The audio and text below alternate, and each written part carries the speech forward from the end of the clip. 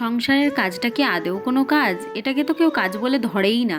প্রায় 90% লোক এটাকে কাজ বলে ধরেই না। সংসারের কাজ মানে ওই তো শুধুমাত্র রান্না-বান্না, ব্যাস, আর তো কোনো কাজই নেই। সংসারের কাজ মানে আসলে কি সেটা তোমাদের আজকে আমি বলবো। সংসারের কাজ মানে শুধু রান্না-বান্না করে দিলাম ব্যাস আর শুয়ে পড়লাম, এটা না।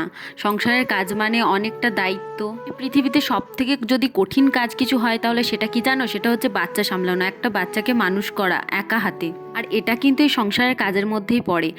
আর হ্যাঁ, আর যে রান্না বান্নার কথা বলছো, রান্না বান্না করতে গেলে তো ঘর দোর নোংরা হয়, বাকি ঘর দোর পরিষ্কার, এগুলো কিন্তু পুরোটাই কিন্তু সংসারের কাজের মধ্যেই পড়ে। আর হ্যাঁ, অনেক ছেলেরাই ভাবে যে সংসারের কাজ মানে হয়তো ওই রান্না বান্না ব্যাস, আর কিছুই না। আর বাচ্চাকে একটু দেখাশোনা করা, তার বাকি আর আছেই বাকি। তাদেরকে আমি শুধু একটা কথাই বলতে চাই যে ছেলেদের কাজে কিন্তু একবার না একবার কোনো না কোনোভাবে ওরা ছুটি পায়, কিন্তু আমাদের এই সংসারের কাজে আমরা কিন্তু কোনোদিনও ছুটি পাই না।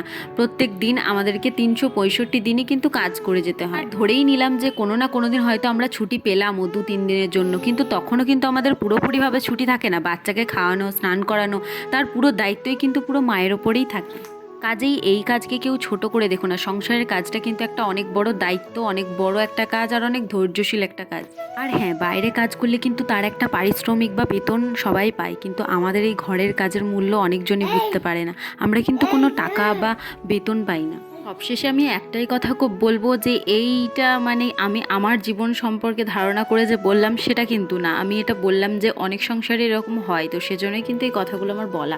তো দেখো, আমার কিন্তু কথা বলতে বলতে তোমাদের সাথে অনেক কাজই কমপ্লিট হয়ে গেছে। এদিকে আমি বেসিনগুলো ভেবেছি আজকে পরিষ্কার করব। যেহেতু বাচ্চা নিয়ে একা একা কাজ করি, তাই একটু আমার লেট হয়ে যায় সব কিছু করতে। আর প্রত্যেক দিন যে আমি এগুলো পরিষ্কার করতে পারি সেটা আমি বলবো না।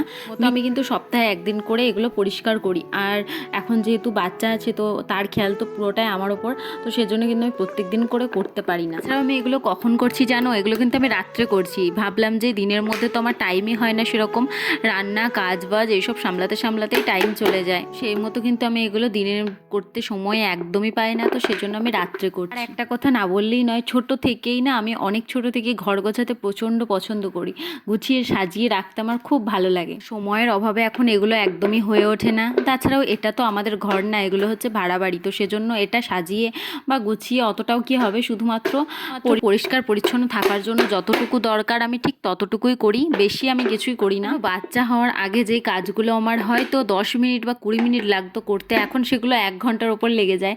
কারণ কি, যে ধরো একটা কথা তোমাদের সাথে শেয়ার করি, এই জিনিসগুলো আমি নিচে নামিয়ে রেখেছিলাম, ওগুলোকে যে আমার মেয়ে কতবার ফেলেছে, নিয়ে নিচ্ছে, বার করে ফেলছে, কি বলবো তোমাদের, সেজন্য টাইমটা বেশিই চলে যায়। কিন্তু বাচ্চা মানুষ একটু তো করবেই। তারপরে আমি এদিকে চলে এলাম খেলনাগুলো গোছাতে আমার মেয়ের। এটা কিন্তু আমার ডেলি রুটিন। খেলনা গোছানোর পর আমি ভাবলাম আজকে বেডশিটটা চেঞ্জ করি, কারণ অনেক দিনই হয়ে গেল। আর ঘর গোছাতে কার না ভালো লাগে বলো? সব মেয়েরই কিন্তু কম বেশি ঘর গোছাতে ভালো লাগে। আজকে একটু সময় পেয়েছি, তাই ভাবলাম যে আজকে বেডশিটটা চেঞ্জই করে দিই। সকালের দিকে যেহেতু একদমই টাইম পাই না। এবারে তোমরা হয়তো অনেকেই বলবে যে তুমি এত সাজিয়ে গুছিয়ে রাখতে পছন্দ করোই বলছো, তাহলে পেছনে এত ট্রলি ব্যাগগুলো কি করছে? সেটাই তোমাদের সাথে আমি আজকে ক্লিয়ার করবো। দেখো, পেছনে কিন্তু আমাদের না ওখানটায় খাটটা রাখলেও একটু ফাঁকা থেকে যায়, তো সেজন্য আমার মেয়ে যেহেতু খুবই ছোট, তো ওখানেও পড়ে যেতে পারে। কিন্তু আমরা এই ট্রলি ব্যাগগুলো এখানে দিয়ে দিয়েছি যাতে ও এর মধ্যে না পড়ে যায়।